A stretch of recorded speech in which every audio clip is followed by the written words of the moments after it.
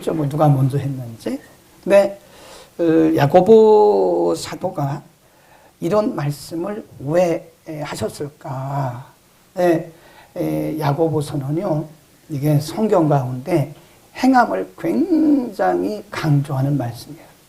그러나 행함만 강조하는 건 아니고요, 믿음과 행함을 같이 가르치는데 뭐라고 말씀을 하냐면, 행함이 없는 믿음은 죽은 거다. 죽은 거다. 아무리 우리가 이론적으로 믿는다고 말을 하고 표를 내걸고 우리가 뭐 지식적으로 아무리 이 얘기를 해도 사실 행함이 없으면 그 믿음은 자체가 죽은 거다.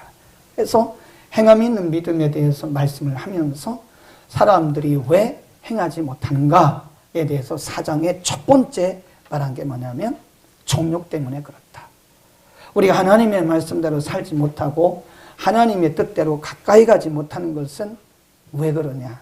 인간 속에 있는 정욕 때문에 그런 거다. 그렇게 말씀하다가 8절에 오늘 본문 8절에 보면 한번 읽어보겠습니다. 8절 시작. 하나님을 가까이 하라. 그리하면 너희를 가까이 하시리라. 죄인들아 하라. 두 마음을 푸는 자들아 마음을 하라.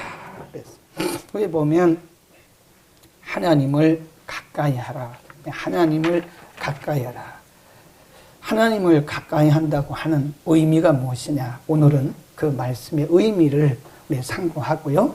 다음부터는 어떻게, how to가 굉장히 중요하잖아요. 어떻게 하나님을 가까이 할 수 있는가? 하나님을 가까이 하는 방법들에 대해서 다음 주, 다음 주까지 공부를 하는데요. 오늘은 의미에 대해서 하나님을 가까이 하라고 말씀했는데, 그러면 하나님을 가까이 한다고 하는 그 뜻이 뭔 뜻이냐? 그 뜻이 무엇이냐? 하나님을 가까이 한다고 하는 것은 어떤 의미가 있느냐? 하나님 중심, 그러니까 우리의 생각, 우리의 뜻, 우리의 삶의 중심, 이것을 하나님께 둔다는, 우리 뜻을 하나님께 둔다는 거죠. 사람은 어떤 뜻을 품느냐에 따라서 삶의 방향이 결정이 됩니다. 그렇죠? 우리의 기도도 마찬가지예요. 우리가 어떤 기도를 하느냐에 따라서 우리의 인생의 삶이 결정이 되는 거예요. 그 내 생각이 굉장히 중요합니다. 부정적인 사고방식을 가진 사람을 보면요, 삶이 어두워요. 굉장히 어둡습니다. 그러나 하나님을 의지하고 신뢰하고 긍정적인 생각을 가진 사람들은 언제나 삶이 긍정적이에요. 굉장히 밝아요. 모든 것이 하나님이 하실 수 있다고 믿는 거죠.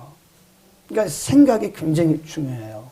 사람은 생각의 결과물입니다. 오늘 우리가 살아가는 것들이 이게 다 우리의 생각과 우리의 뜻의 결과물을 보고 있는 것이다. 그러니까 이 가까이 한다 그 말을요, 그리거에 보니까 헬라 말 원문 성경에 보니까 이게 밀착한다 그런 뜻이에요. 밀착한다. 이 간격이 없이 이렇게 밀착한다 그런 뜻입니다. 그러니까 생각이, 우리의 생각, 하나님과 우리 사이에 다른 생각이 들어가면 안 되죠. 그건 밀착된 게 아니죠. 그러니까 하나님을 가까이 한다는 말은, 하나님을 가까이 하라 그 말씀은 하나님 중심으로 살아라 그러네. 우리의 생각도 하나님께 둬야 되고 우리의 뜻도 하나님께 둬야 되고. 우리가 신앙생활에 실패하는 이유 중에 하나는요, 우리의 뜻이 강해서 그래요. 우리의 뜻이 강하면 우리는 하나님과 이렇게 가까이 밀착을 할 수 없어요. 여러분, 우리가 하나님을 가까이 한다는 것은요, 우리의 생각을 그분에게 맞추는 거예요. 간격이 없는 거예요. 근데 우리의 생각, 우리의 뜻, 우리의 경험, 우리의 지식, 우리의 지혜, 이런 것들이 하나님과 우리의 사이를 딱 가로막고 있는 거예요. 그럼 하나님과 가까이 못 가는 거예요. 이론적으로는, 형식적으로는 가까이 가는 것 같은데 이 가까이 가지를 못하는 거예요. 하나님과 밀접하게 사시기를 바랍니다. 우리가 예배 드릴 때도 하나님과 가까이 하는 예배를 드려야 돼요. 하나님과 가까이 하는 예배가 뭐예요? 우리의 뜻을 그분에게 맞추는 거예요. 우리의 마음을 그분에게 두는 겁니다. 그러면 분명히 이 예배를 통해서 우리는요, 하나님을 경험합니다. 아멘. 예배를 통해서 하나님을 경험하지 못하면 우리는 참 크리스찬이 아니라고도 말할 수 있어요. 예배가 생명입니다. 생명. 근데 예배가 세리머니가 되고 예배를 빨리 끝내주기를 바라고 예배는 지루한 거다 생각한다면 우리는 다시 시작을 해야 될 거예요. 그 다음에 하나님을 가까이 하라 그 말은요, 하나님을 사모하라. 사모하라. 하나님을 사모하고 간절히 찾으라. 하나님을 간절히 찾고 하나님을 사모하라. 이 세상은 하나님이 창조하셨음을 믿습니까? 이 기독교는 왜 안 믿어요? 믿어야죠? 여러분, 하나님이 이 세상의 주인이신 것을 믿습니까? 인간의 생사화복이 그분의 손에 달려있는 것을 믿습니까? 아멘. 너무 멋있어요. 나라의 그리고 가정의 교회의 흥망성쇠가 그분에게 달려있는 것을 믿습니까? 우리가 다 좋은 믿음을 갖고 계세요. 그런데 이렇게 보면 실질적으로 이런 하나님을 세 가지로 제가 이렇게 표현을 했는데, 하나님을 전혀 감지하는 못한 사람이 있어요. 감지를 못해요. 그냥 하나님은 멀리 계신 그냥 그런 신이에요. 신. 나와는 관계가 없는 거예요. 인격적인 관계가 없는 거예요. 아무런 감각이 없어요. 두 번째는 약간 느끼는 사람이 있습니다. 사람은 어차피 하나님이 영적인 존재로, spiritual being이잖아요. 영적인 존재로 만드셨기 때문에 인간은 그분을 경험하게 만들어 놓으셨어요. 디자인을 그렇게 해 놓으셨는데 약간 영적 감각이 있는 사람은 조금 느낍니다. 기도하면서도 느끼고 약간 느껴요. 근데 우리 가운데 보면요, 그런 하나님의 역사를 잘 느끼는 사람이 있어요. 삶의 현장에서 느끼면서 살아가요. 그게 뭐죠? 그게 감정이죠. 그게 고백이죠. 그게 뭔 차이일까요? 개인의 영적 차이예요. 영적 감각의 차이입니다. 근데 그것이, 그 영적 감각의 차이가 어디서 날까? 제가 이렇게 연구를 해보니까 시인의 입장에서, 저를 이제 시인이라고 불러주세요. 시인의 입장에서 가만히 생각을 해봤어요. 시적인 관점으로 성경을 가만히 생각해봤어요. 왜 사람들이 똑같은 하나님을 믿어가면서 어떤 사람들은 전혀 감각이 없고, 어떤 사람은 중간쯤 감각이 있고, 어떤 사람은 하나님의 그 역사를 사실적으로 경험하는가? 어떤 차이가 있을까? 제가 이렇게 보니까요, 그거는 간절함의 차이입니다. 간절함. 무슨 차이예요? 간절함. 간절히 사모하느냐 안 하느냐에 따라서 다르더라고요. 네. 우리가 기도를 할 때도요, 간절히 기도하면, 에레미야 33장 3절에 너희는 내게 부르짖으라 그래요. 부르짖는단 말이요, 대충대충 하는 게 아니에요. 간이 끊어지듯이 간절히 기도하는 것을 부르짖는다고 그래요. 그러면 그 뒤에 뭐라고 그래요? 내가 응답할 것이고 내가 알지 못하는 크고 비밀한 것을 내게 보일 것이다. 내 눈으로 목도할 것이다. 그 말이에요. 근데 기도를 하는데, 하나님, 저 그냥 구원해 주신 것만도 감사하니까요, 응답해 주셔도 되고 안 해줘도 돼요. 근데 그러면 무슨 응답이 있겠습니까? 물론 때로는 그럼에도 불구하고 하나님이 응답을 주시겠죠. 필요에 따라서. 근데 하나님은 그런 사람보다는요, 정말 간절히, 하나님 저 정말 응답받아야 돼요. 하나님 정말 은혜 주세요. 간절한 마음으로 기도하면 하나님 반드시 우리에게 은혜를 주실 줄로 믿습니다. 잠언 8장 17절에 보면 나를 사랑하는 사람들이 나의 사랑을 받는다 그랬어요. 나를 간절히 찾는 자가 나를 만날 것이다 그랬습니다. 그래서 나는 말씀이거든요. 또 이 나는 인격적이신 하나님을 상징해요. 내가 올해는 하나님을 인격적으로 반드시 만날 것이다. 아까 그 장로님처럼 50년이 넘어서야 그가 인격적인 하나님을 만났다고 고백하잖아요. 52세에 케냐에 갔는데 그해 53년이나 54년 때쯤 모태교인이라는 게 모태교인이라고 해서 내가 예수를 만난 건 아니에요. 어머니의 태에서 어머니가 믿은 거지 내가 믿은 건 아니에요. 간절히 사모하는 자들은 그분을 만납니다. 간절함이 회복되기를 축원합니다.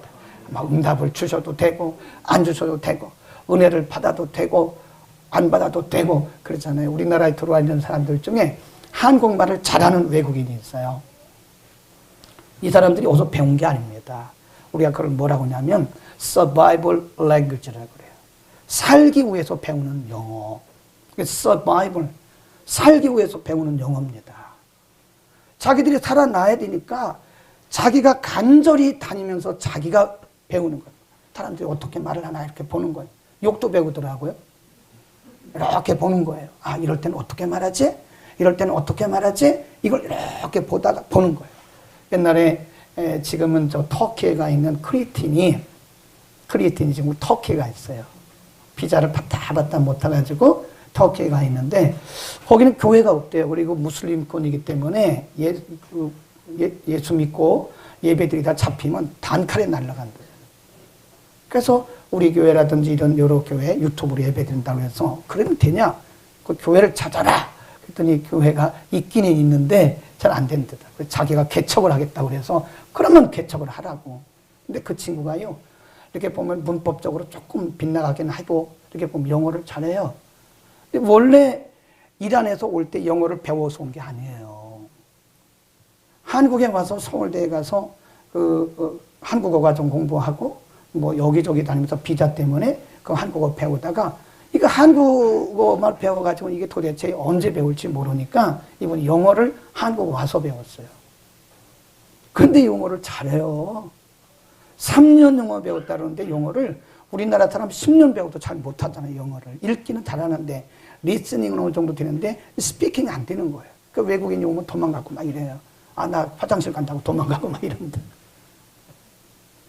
다급하지 않은 거죠. 네. 우리 아이들을 외국에 데리고 가잖아요. 그냥 놓으면 애들은요, 6개월이면 영어 다 합니다. 학교 안 가도 해요. 애들이 살아야 되기 때문에 놀면서 거기서 배우는 거예요. 금방 배웁니다. 간절한 사람들은 해내요. 됩니다. 우리 하나님 앞에 간절함을 가지고 가는 그것이 하나님을 가까이 하는 거예요. 우리 한번 간절하게 해볼 수 있기를 바랍니다.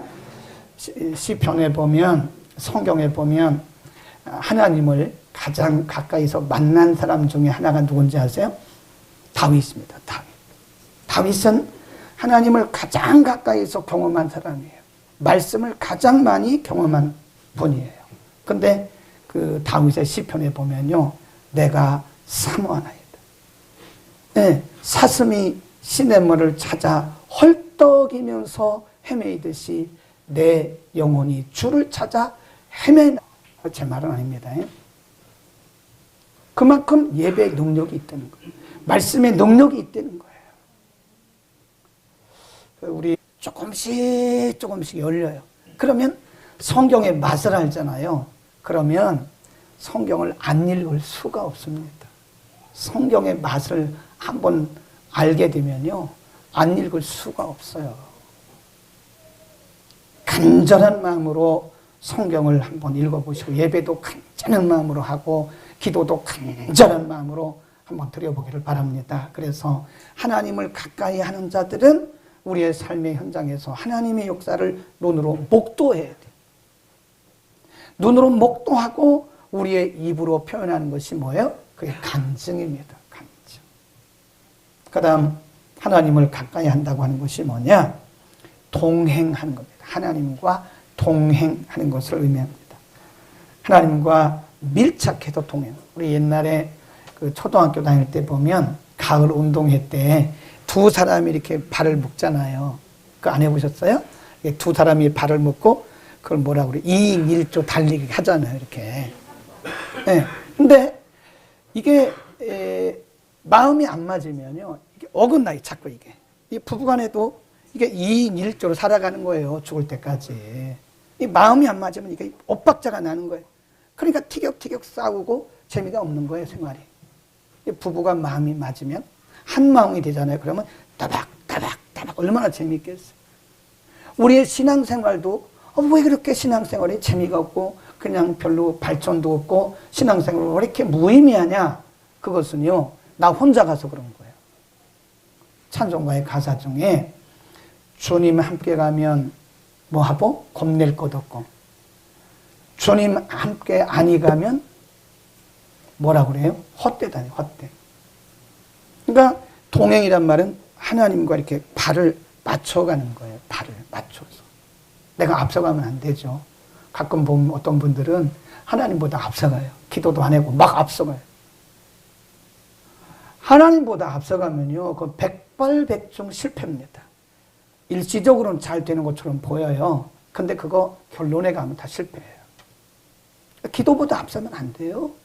성령보다 앞서면 안 돼요. 말씀보다 앞서면 안 돼요. 뭐 해야 되는 거예요? 동행, 같이 발을 맞춰요. 이 발을 같이 맞추려면요, 내 생각을 내려놔야 됩니다. 내 생각이 살아있을 때는 같이 갈 수가 없어요. 같이 갈 수가 없습니다. 네. 그래서 내 생각, 내 경험, 내 뜻을 내려놓고 뜻을 맞춰야 돼. 맞춰야 돼. 그리고 우리가 부부간에 만나도 이 성품이 같은 사람은 없습니다. 네. 한 사람이 아주 급하면 한 사람은 느긋해야 돼. 한 사람이 느긋하면 한 사람은 좀 급해야 돼. 그래야 이게 평균 내서 살지. 둘 다 느릿거리면요, 어느 결에 밥해 먹고 어느 결에 점심 먹습니까? 둘 다 늘어져가지고. 둘 다 급하면 날마다 싸움 나는 거예요. 날마다. 근데 이게 하나님께서 사람을 붙이실 때는 상대적으로 이렇게 붙이시더라고요. 근데 빠른 사람은 한 템포 늦춰야 돼. 늦은 사람은 한 템포 빨리 가야 돼. 그래서 이게 맞춰가야 이게 정상적인 동행이 되는 거거든요. 그러니까 하나님과의 관계도 마찬가지예요. 하나님과의 관계에서는요, 나를 내려놔야 됩니다. 우리가 하나님과 동행하지 못하는 것은 내 자존심이 너무 강한 거예요. 내 생각이 너무 강한 거예요. 내 뜻이 너무 완벽한 거예요. 하나님을 내가 따라가는 것이 아니라 하나님이 나를 맞춰주시는 거예요. 네, 그러면 안 된다. 그거는 하나님을 가까이 하는 게 아니죠. 동행해야 돼. 성경에 보면 우리가 창세기 퀴즈입니다. 하나님과 동행한 사람이 있어요. 300년 동안. 누구죠? 에녹이에요, 에녹. 에녹이 300년 동안 하나님과 동행했어요. 그리고 그건 한번 찾아볼까요? 그러면 5장인데 5장, 6장에 두 사람이 소개됩니다. 우리 창세기 5장 22절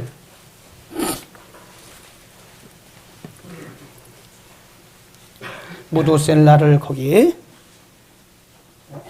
6면입니다. 6면 천후에 창세기 5장 22절부터 24절 시작. 그가 무도셀라를 낳은 후 300년을 하나님과 동행하며 자녀를 낳았으며 그가 365세를 향수하였더라. 에녹이 하나님과 동행하더니 하나님이 그를 데려가심으로 세상에 있지 아니하였더라. 6장 9절 노아에 대한 노아. 하나님이 노아를 쓰신 이유도 그가 하나님과 발을 맞췄기 때문에 그런 겁니다. 9절 시작. 노아의 이러하니라. 노아는 의인이요 완전한 자라. 그가 하나님과 그가 완전하다는 말은 완벽하다는 뜻이 아니고요, 온전한 사람인데 온전함 곧 하나님과 동행했다. 인간의 온전함이 윤리적 도덕적 온전함을 말하는 게 아니라 하나님과 동행한 것을 온전하다고 말하는 거예요. 하나님과 동행할 수 있기를 바랍니다. 그래서 하나하나 내려놓는 연습을 해야 돼요. 내 생각, 내 뜻, 내 고집, 내 경험, 내 지식, 내 선경험, 선지식 이런 것들을 하나씩 하나씩 내려놓으면 어느 순간에 하나님이 가까이 와 계세요. 거기 한번 보죠. 거기까지 보고 마치겠습니다. 4장 6절에 보면 8절만 봅시다. 4장 야고보서 4장 8절 하나님을 가까이 하라. 시작. 하나님을 가까이 하라. 그리하면 너희를 가까이 하시리라. 거기잖아요. 전제잖아요. 전제. 하나님을 가까이 하라. 그러면 하나님이 너희에게 가까이 오신다. 하나님이 우리에게 가까이 오시기 위한 조건은 우리를 내려놔야 돼요. 내려놔. 내 생각, 내 뜻, 내 경험, 내 지식, 선지식, 내가 전에 알고 있었던 것들을 다 내려놓고 영으로 놔야 돼. 영으로. 그리고 그때부터 하나님과 같이 이렇게 걸어가는 거예요. 한 걸음 한 걸음. 그게 하나님을 가까이 하는 겁니다. 한번 해보자고요. 네? 진짜로 살아계신 하나님과 인격적인 하나님과 한번 동행해보자고요. 매일매일 매 순간마다. 그러려면 어떻게 해야 돼요? 기도해야죠. 기도하지 않고 하는 것은요, 하나님과 동행하는 거 아니에요. 내 생각대로 하는 거죠. 그럼 백발백중 실패해요. 아니, 목사님 왜 이렇게 저쪽부터 악담을 해요? 아니, 좋은 말 해놓고서는 왜 끝에 가서 악담을 하세요? 성경이라니까요, 성경. 그러나 반대로 우리를 내려놓고 하면, 우리의 생각, 우리의 뜻, 우리의 성경험, 선지식을 내려놓고 하면 안 될 것 같은데 돼요. 왜 그러죠? 하나님이 함께 해주시니까요. 하나님이 이렇게 기다려 보신다잖아요. 그래, 한번 해봐. 한번 해봐. 한번 해봐. 갈 때까지 가봐. 그런 데잖아요. 그리고 자기를 내려놓을 때, 아까 평신도 선교사님처럼 자기를 내려놓을 때 하나님이 드디어 내가 여기 있잖아. 내가 여기 있잖아. 라고 말씀하십니다. 그러니까 내가 나를 내려놓을 때 드디어 하나님 보이기 시작하는 거예요. 하나님이 안 보이는 것은 아직도 내가 붙들고 있는 게 많아요. 이걸 붙들고 있으면 그분의 손이 안 보인다니까요. 아멘. 우리 애들이, 꼬맹이들이 셋이에요. 외손주가. 근데 둘째 주은이가 여기 태권도를 다녀요. 근데 끝나고 나면 아주 무서운 게 없어요. 그냥 문 확 열고, 노크도 없이 확 열고 막 들어와. 배고파! 막 이럽니다. 배고프다는 거야, 배고프다. 그럼 제가 그거 빨리빨리 먹어라. 근데 처음에는 제가 몰랐어요. 근데 나중에는, 얘가 뭘 좋아하는 건지를 알았어요. 그러니까 사탕을 쭉 줘보니까, 이거 좋아하고, 이거 좋아하고, 그때 딱 캐치를 했어요. 그래가지고, 이제부터는 미리 준비를 해놔요. 얘가 올 시간이 되면 미리 다 준비해놓고, 이렇게 오나 안 오나 봐요. 근데 안 와, 얘가 또. 준비해놓은 날은 또 안 와요. 준비 안 해놓은 날은 또 와가지고 또 내놓으라고 막 야단치고 그러는데 무서워요, 무서워. 네, 그래서 항상 미리 준비를 해놓습니다. 이렇게 제 간식 옆에다가 주은이 간식을 딱 준비해. 얘가 좋아하는 걸 제가 알았어요. 그래서 딱 준비해놔요. 그걸 보면서 제가 느낀 게 있어. 이게 하나님이 이러시는구나. 하나님이 이러시는 거야.